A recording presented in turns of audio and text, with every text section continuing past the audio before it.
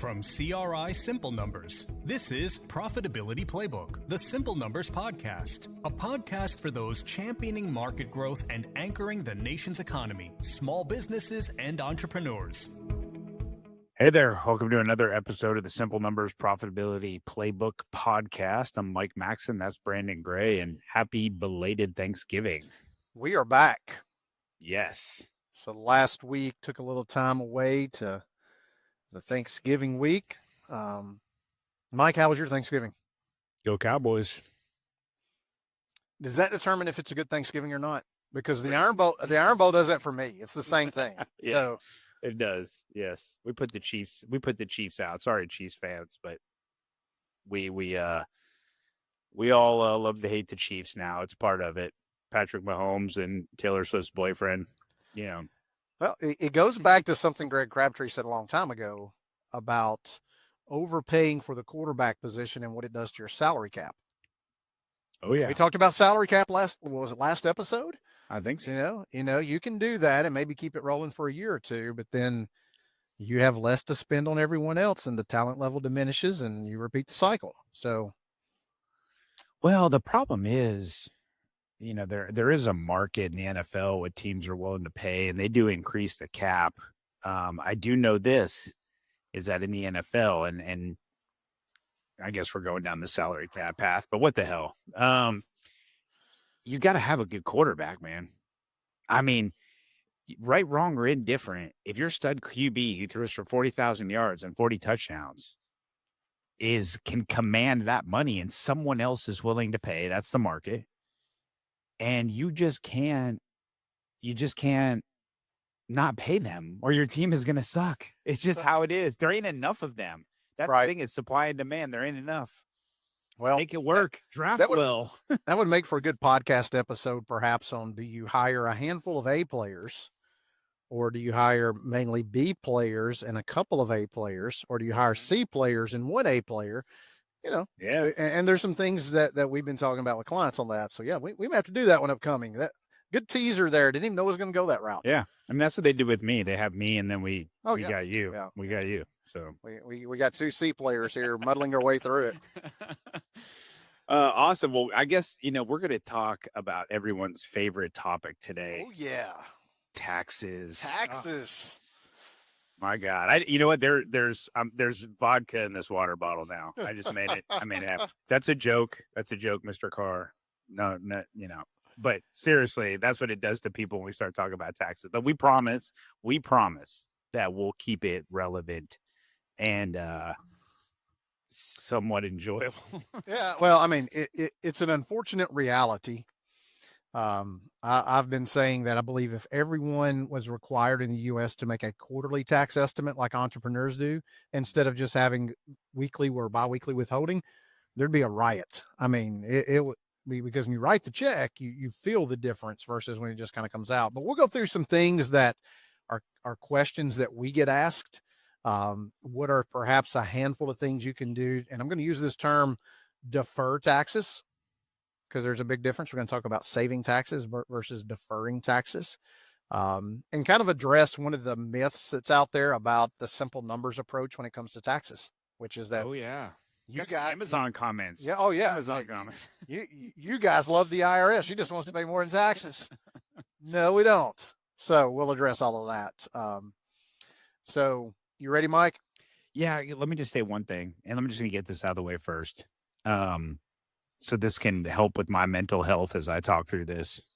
Tax is not a strategy. It is a result of what happens when you make profit. So from there is how do you then deal with that tax impact? That is strategy. But building wealth, being a good business, that's not a part of it. It's a result of your good business. And then how do you manage that? So keep that in mind as we talk through this, that in no particular means does it make your business any better if you have this miraculous tax strategy, because the tax is a result of the good business, of being profitable, of being healthy. And then you best manage that impact. Right. And I would say to that many, many times, to where if our clients spent as much time trying to generate profit as they did to minimize tax, they would have made twice as much in profit. When you think about the time, energy, and resources devoted to it. Now, once again, not saying you shouldn't consider it and manage it appropriately, but it's kind of like profit first. Yes. Then I'm going to manage tax. Not I'm going to manage tax and then hopefully I have some profit. Yeah, because you ain't gonna have taxes if your business sucks. No, That's one way to avoid it. There you go. Step one. There you go. Just suck at business. Yeah.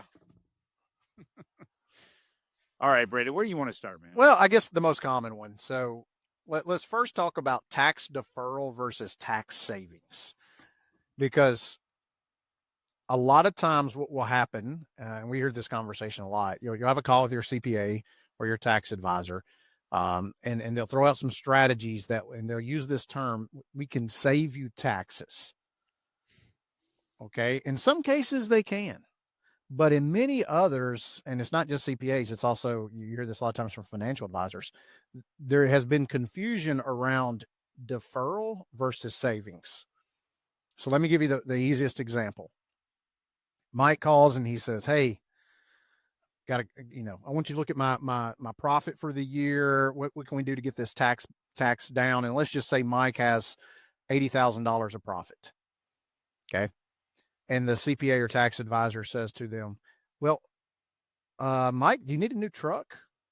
Oh yeah. We do. Would you like a Chevrolet 2500 High Country Edition pickup truck? Because they're about $85,000.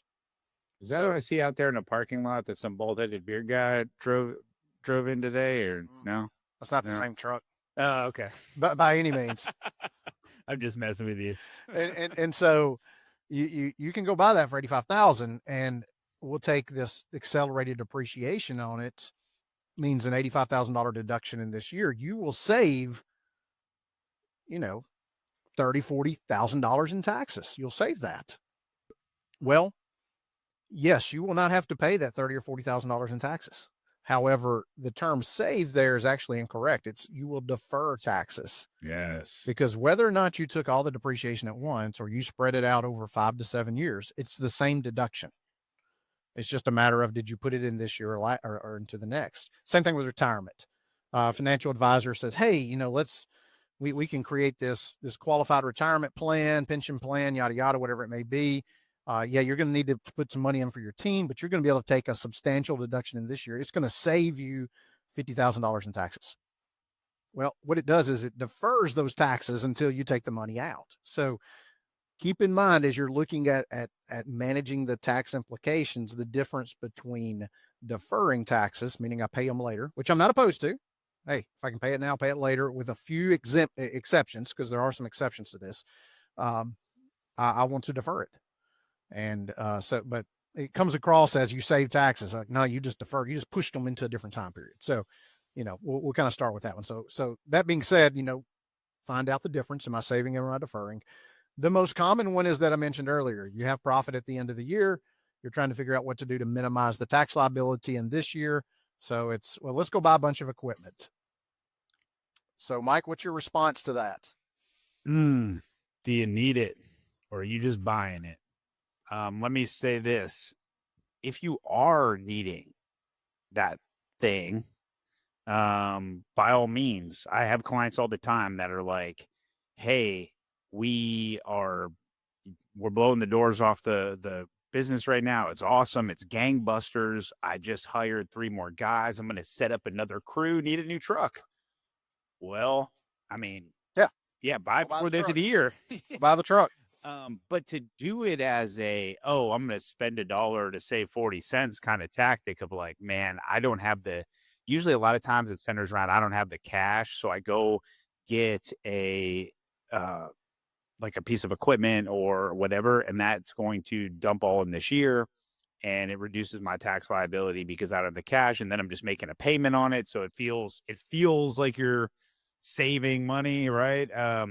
But you bought it just to buy it and reduce your tax liability when you actually really didn't need it. And that money maybe could have been used best being reinvested into the business. And so, yeah, you don't do that as a strategy. Not at all. Yeah. Like I said, if you need it, then consider it. Just keep in mind you're deferring. So I got a great story around this one. So a person I know, same kind of situation, and they were involved in logistics, and so they purchased two 18-wheelers at the end of the year, wiped out their tax liability for the year, pushed it to the next. Financed 95% of it. A year and a half later, they determined we don't want to be in the logistics component of our business. We're going to sell these 18-wheelers. Ooh. So they sold them. They had a little bit of an equity in it, took the equity, rolled it into a couple other things. They got to the end of the year, and amazingly enough, guess what they had? They had a tax bill because of this thing called recapture of depreciation. So they had zero basis in that asset since they had deducted its cost in 1 year. So it was a gain later whenever they sold it. So now they don't have the vehicle. They've got the gain. They had to pay the tax. Once again, that deferral kind of thing, it kind of caught up with them. And it was a big surprise because they were not aware of the recapture rule. They thought, oh, I got the deduction, and then, I sell it, I can do what I want to with the profit. And it's like, no, that's not the case. So yeah, watch that one. Like Mike said, if you need it, great. Look at it. And once again, don't just go buy the first thing out there. Does this fit into what our business needs? Is this the best purchase to make? And also you got to kind of look at a little bit into the future. What does next year look like? If this year's a mediocre year and next year's set up to be a phenomenal year, am I better to purchase it in this year or next year? Oh yeah. You can't just, don't just have tunnel vision. Look, kind of across the spectrum. And I'll share another one with you with a client we actually worked with that Greg was working with. So they were purchasing assets for their business, fully depreciating them, and they were getting their taxable income down to zero and effectively eliminated all of their itemized deductions. And so they were wasting these deductions that they could have gotten to where they would have been better to have shown just a little bit of income, use the itemized deductions and offset it. So, it's not just as simple as let's get it down to zero and what have you. There's thought that needs to go into it. So that's one that's most popular. The second one's retirement. So I'm a fan of retirement plans. I think they are important to have. It helps diversify a little bit. There is a way though that you can perhaps put too much into a retirement plan, which sounds crazy, right? I mean, because all of this standard financial advice since all of us were in high school has been fully fund the retirement as much as you can because you're going to need it. Okay, for entrepreneurs, you got to look at it a little bit differently. So when you typically see this, it's beyond the normal safe harbor 401k plan. It's some type of customized plan that has a defined benefit or a pension to it or what have you, or even, the 401k with a profit sharing component. It's not just the standard plan in most cases. And many times the financial advisor will look at it and they'll go, hey, you can put $80,000 into this thing. Okay. Put the 80 in, you get the deduction in this year. The first question that I have is that retirement plan the best place to invest in? Because as an entrepreneur, you have an option that the general public doesn't have. And you can reinvest back in your business. So let me give you an example of this.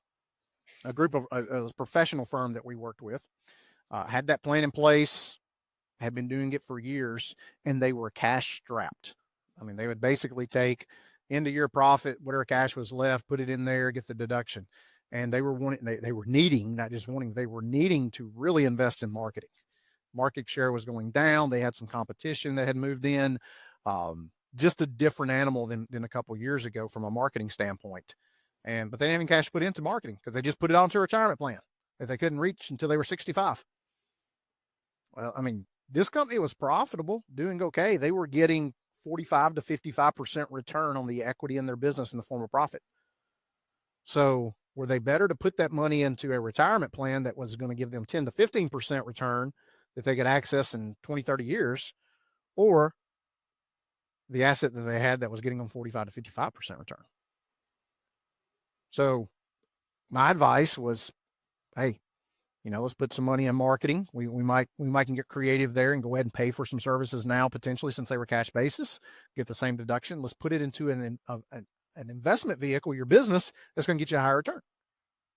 Now, if you had done everything reinvestment wise into your business you could think of, there just wasn't anywhere else to put the dollars into the business to get the return. Okay, that's a consideration to maybe put it into some type of long-term retirement plan. But don't run there first thing. Let's look at what's the best financial decision. So one other thing that I love is I heard the saying, don't ever do, and you got to be careful with always and never, right? But don't ever do anything strictly for the tax benefit. Keep in mind, anytime the IRS gives, they taketh away. So they're going to give you a deduction by putting it into a long-term retirement plan. They're going to, it takes away your ability to have that cash today. So what's the best investment first? And then we can put the tax hat on and kind of look and see from there. So Mike, any other thoughts on retirement there? No, I was going to say it, but you got it. I mean, the savings you get is not going to be nearly that money reinvested back in to what the business could be returning to you at that time. And I understand that you need to diversify and put some money into it, but over investing in it, like you said, is I'm putting something back in that's giving me the highest return. And most of the time, actually all of the time, if you're running a 10% or greater profitable business, following the simple numbers, 5 forces of cash flow, you're getting that greater than 50% return on investment.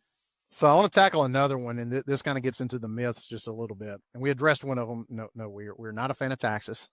We are a fan of making a smart financial decision and then dealing with the tax implication. But another one that we many times see and hear, unfortunately, and this I think is just folks not being familiar with kind of how the tax system works, is that anything I spend money on could be a deduction, including debt.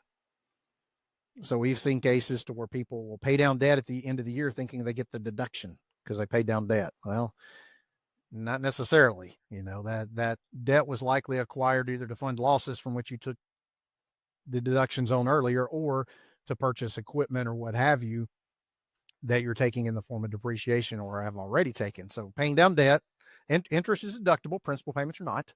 So, don't get to the end of the year and think, oh, okay, I'm going to pay down this note by $50,000 and that's going to be the deduction. So that, I think most folks are familiar with that, but just kind of in case you're not, that, kind of want to look at that and consider it. Secondly, not every purchase that you make is fully deductible in the year you make it. So I'm going to remodel the office. Okay. Some of that may be deductible this year, but some of it may not. And you got to get with your tax advisor on that in terms of, am I putting in HVAC equipment? Am I moving walls? Am I putting a new roof on? Am I paving the parking lot? Am I putting in carpet? Am I putting in windows? I mean, because all of those things have different depreciation rules and how long you can take that deduction immediately, or it's got to be spread out. Purchasing land. Land does not depreciate. So you're not going to get a deduction if you think, oh, I got profit this year. I'm thinking of expanding. Let me buy the 5 acres next to me. You're not getting a deduction for that. So another one are acquisitions. So part of the acquisition, depending upon how it was set up, if you did an asset purchase, some of those assets may be fully deductible in the year. Others, goodwill, for example, that plug number of, okay, we'll purchase the assets, and the difference between the asset value and what I'm going to pay the person for the business is called goodwill. It's amortized.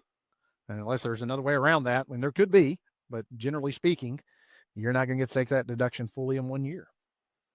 So, before you write the check for something thinking it's going to be deductible, consult with your tax advisor, because it may not be deductible, or it may be deductible across several years where you thought you was going to get all at once. So that's one where the cash is gone and the money for the taxes isn't there. That could be a bad situation. Brandon, do you think it's a good thing to think about with business owners is to run your business as if there's no year-end calendar, no tax or whatever, and you're looking to make the best decision you can at that time and then look at the tax impact? Or are you considering all of it along the way and when you pull the trigger? Is there a better school of thought? Because there's some people that I work with that have a great mindset of like, look, I got to make the right call at the right time with what I'm looking at. And if it's the right time, I got to pull that trigger, and then I'll look at the tax impact. Yeah. Or are you going to let the tax impact sway any one of those decisions on when you do it? I'd say there's not really a hard and fast rule on that because each situation can be a little bit different. There are some cases to where it's a stable business and the timing around, do I make a purchase? Do I pay for certain things in a year?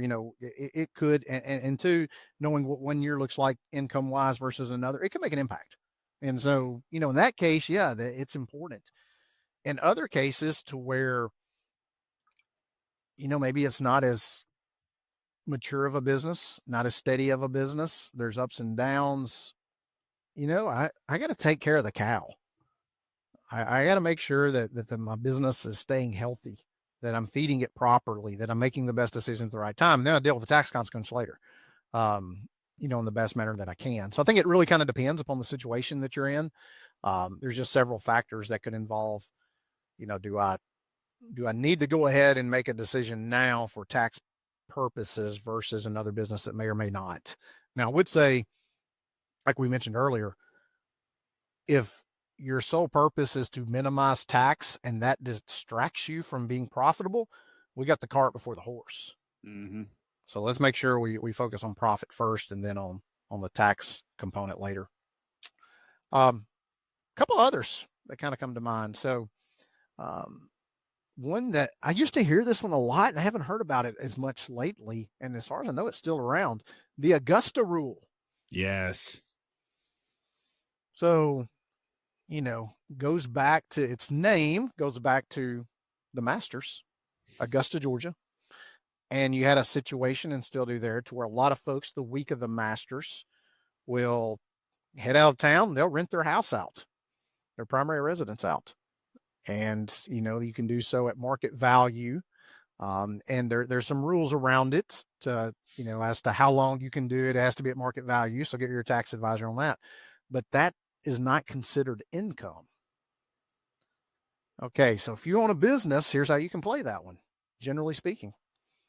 So Mike has a nice house. He wants to have the company over for, just a strategy session, an event, whatever it may be. We look around and, he's got 10 people coming over. So comparable meeting space in town would have cost us $4,000. So the company writes a check to Mike Maxon for use of his home to rent that facility for the day for $4,000. It's a deduction to the company, not income to Mike. Sounds great, doesn't it? Now, there's some limitations on that, as to the number of days you can do it. It's got to, once again, you got to have your data together on what is market. Put that in quotations if you're not watching. Air quotes, market. What is market? Substantiate it. But that's one to where, it's not huge in savings, but you do it 3 or 4 times a year. It could save you 5, 10K in taxes, depending upon how long and what the market value is for that property. So something to look at there. If you've done that in the past, if you've in the past year been hosting company events at your home, something to consider. Yeah, I got a funny story around that. A long time ago, guy and his girlfriend running this business calls me up. He goes, Mike, I want to know if I can write something off on my taxes. Like, what's that? He goes, well, just bought a hot tub, and me and my girlfriend conduct business meetings in it. We talk about business. We go over everything, just sitting in that hot tub, relaxing. Does that count? Can I write that off? Can I? No. Probably a stretch. I do know a guy who bought a hot tub. He got a prescription from his doctor because of his back condition. Now, there's limitations, obviously, as you get over to personal deductions. But at the time, that those caps weren't as. You thought this guy won the lottery. He was excited about being able to possibly deduct his hot tub. Man, I just had to throw. I needed to throw that in there at some point. That was my best opening, but I like it. Couple other things to consider. Now, once again, we're just kind of talking high level here, so this may not apply to everybody. A lot of folks that are listening in are likely what we would be referred to as cash basis filers, meaning you pay your taxes based on cash basis of accounting. And what that simply means is you count income or revenue in whenever you deposit dollars into your account, and expenses are counted whenever you write the check or charge it to your credit card. Okay. So it's cash. Please tell me you're going to talk about holding checks. Are you going to talk about holding checks? I mean, we can, but No, I thought you were going to go there. Go ahead. that is not advised. I do have a story around, now if you're closed for the week of Christmas, between Christmas and New Year's, and no one's there to deposit checks, that's one thing. But I have seen situations to where folks will not make any deposits into their bank account beginning the first day of December. I just thought you were going to go there. That's where I thought you were going. This actually happened to someone under audit. And then they deposited a month's worth of revenue on January the 3rd. Oh. So the auditors are obviously wise to this. They, if they're auditing 2025, they request the January and February bank statements for 2026 to see, did you play this game? So, yeah, I mean, like I said, if you're not there the last week, kind of is what it is, but you can't abuse it on the timing there with depositing checks and what have you. But there are a couple things that you want to look at. So one that's very popular, if you've got commissions or bonuses, you may want to go ahead and run that payroll before year end. Even if it's not final, a lot of our clients, they may pay 80% of what the bonus is going to be for the year in the month of December so that they get the deduction in this year. Once again, this is tax deferral, not tax savings. You defer it, because you pay it the next year, but you go ahead and put it in this year. Then you true it up at, once everything's closed out at the end of the year with that remaining 20%. So bonuses, commissions, some of those kind of payrolls that you can go ahead and run. Another one, most states have the pass-through entity tax payment that you can make, which was basically a workaround from making the tax payment to a state personally. The business makes it, so it's deductible versus the limitations with some of the tax legislation. Make it in December, or do I make it in January? Okay. Well, in some cases, it might be better to go ahead and make that in December versus putting it in January. On the state side, it may be better to make a personal tax estimate to the Fed.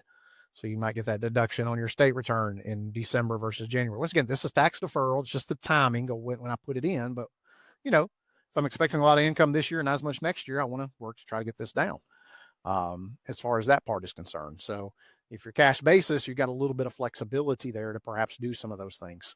If you're accrual, then I need to make sure that I'm looking at my receivables and I'm writing off bad debt, because I've counted that as income when I send on accrual. When I send the invoice and when I recognize the expense, that's when it counts, in terms of taxable income there. So, that's counting as income. If I don't think I'm going to collect it, I go ahead and write off at the end of the year. If I have inventory, let's make sure that I'm accurate with my inventory count, because if I have bad or obsolete or missing inventory, I can deduct, that inventory loss in the year. So, go ahead and count it, see what it looks like as far as that part is concerned. There might be certain accruals that I can make around payroll, time offs, and those kind of things potentially. So, you want to do a good job of looking at what those things are on the accrual side, as well as you kind of get toward the end of the year. As far as that goes. So I'd say those are probably the most popular things. I'm sure there's some things that we've missed that are kind of hanging out there that folks will do. But in general, focus on profit first. Understand the difference between tax deferral and tax savings, because those are two different animals. Look at what the best financial decision is first. Is it reinvesting in my business, paying the tax, having the, or deferring it potentially into another investment, as far as that part goes? And look at the timing. And the timing's a big one. I think that's one a lot of folks overlook. They tend to look at the tax year in isolation and don't think about the upcoming year and is it going to be better or worse? Which, one more thing, I almost left this out. Another myth around tax brackets. So have you heard folks say, they kind of use this term, well, if I make a little bit more money, I don't want that raise because it's going to bump me up to the next tax bracket. So there is a unfortunate belief that, let's say you're in the 30% tax bracket, or let's just say 25% tax bracket, and you're making more money, and now it's going to bump you into the 30% tax bracket. And by that bump, all of my income is going to be taxed at 30%. That's not correct. It's actually graduated. So you pay 10% up to certain dollars, then all the dollars above that to the next bump, you pay 15% on, so forth and so on. So it doesn't go back and recalculate tax on that entire amount at 30%. It's just the dollars above that level get taxed at that new rate. So you might only be paying 30% tax on $5,000, not on $200,000. And that, once again, that's another one that I think a lot of folks misunderstand, and they kind of go, "Oh man, threw me into a new tax bracket and just really messed me up." I was like, no, you might have paid a little more tax on that incremental amount, but that was it. So I had to throw that one out there. Forgot about that in myths earlier. Cool, Mike. Anything else on taxes? Yeah, let me just say this is that remember that focus on your running of the business and running a healthy, profitable, cash generating machine.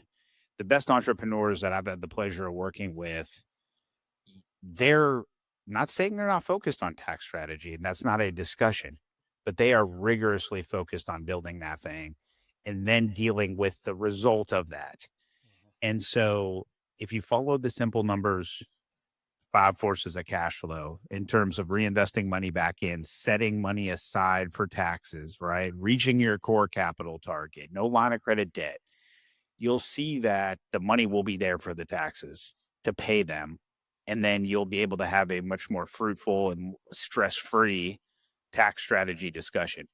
But I've seen a lot of business owners come through here so focused on that, so just stressed out about the tax situation.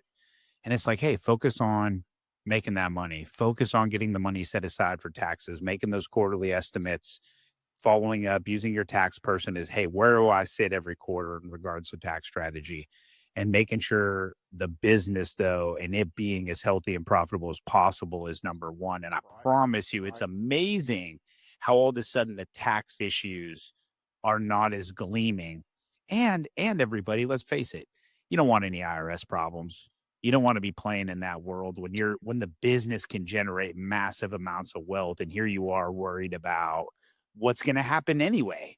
Most of the time, you're going to have to pay, like Brandon said, whether it's now or later, it's going to happen.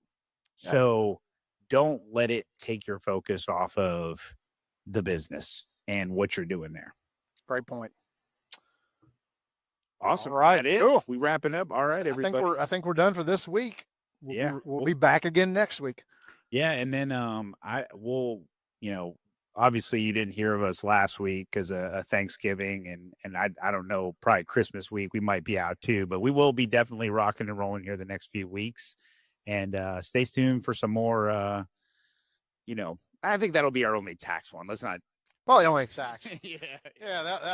That was rough enough. So, but as always, if you have topics or what have you, and we got some big news that's going to be coming out here before long for the podcast listeners. So It's a teaser. I'm not going to go any more into it as much as I want to, but there's some big things upcoming here that we've got planned and we're going to announce that I think could be huge for everybody listening. So great. We'll leave you with that.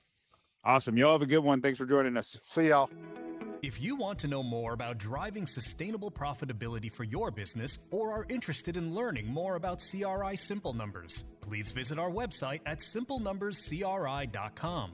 Thanks for listening to this episode of Profitability Playbook, the Simple Numbers Podcast. You can subscribe to Profitability Playbook on Spotify, Apple Podcasts, or wherever you prefer to listen to podcasts. If you like what you heard today, please leave us a review. This podcast is brought to you by CRI Simple Numbers LLC, a division of CRI Capital Group LLC, and a subsidiary of CRI Advisors LLC. CRI is the trusted brand under which Carr, Riggs & Ingram LLC, the CPA firm, and CRI Advisors LLC, along with its subsidiaries, deliver professional services. Please note, Carr, Riggs & Ingram LLC is a licensed independent CPA firm offering attest services, whereas CRI Advisors LLC and its subsidiaries specialize in providing tax and business consulting services. These entities operate within an alternative practice structure as defined by the AICPA Code of Professional Conduct and comply fully with applicable laws, regulations, and professional standards. Ready to simplify your business finances and drive growth? Explore valuable resources, books, and tools designed for entrepreneurs and small businesses at simplenumberscri.com.